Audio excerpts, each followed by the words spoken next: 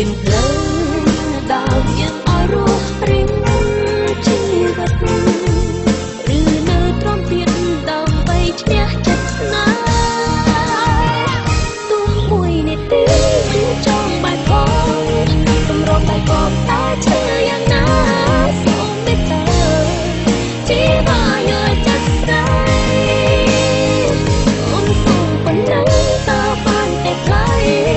រំលែកសំណរឲ្យផុតនិស្ស័យមិនទៀងទាវ័យពេលលាចុងក្រោយមកតែចិញ្ចង់ពេលមួយដែលចិត្តស្រីឆ្អើបងស្នេហ៍បងស្អប់តែចិត្តខ្លួនឯងបងមិនដែលចេះគិតក្រែងស្រីម្នាក់ព្យាយាមដល់ផ្លូវរួមបងឆ្ងល់ខ្លួនឯងនៅបបកុហកខ្លួនឯងដល់មកទើបភ្នាក់អានមក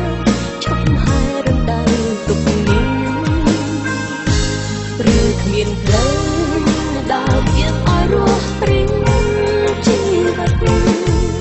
ឬនៅទ្រាំទៀតដើម្បីឈ្នះចិត្តស្នេហ៍ទុំមួយនាទីមិនចង់បែកផងរំបែកក៏តែឈឺ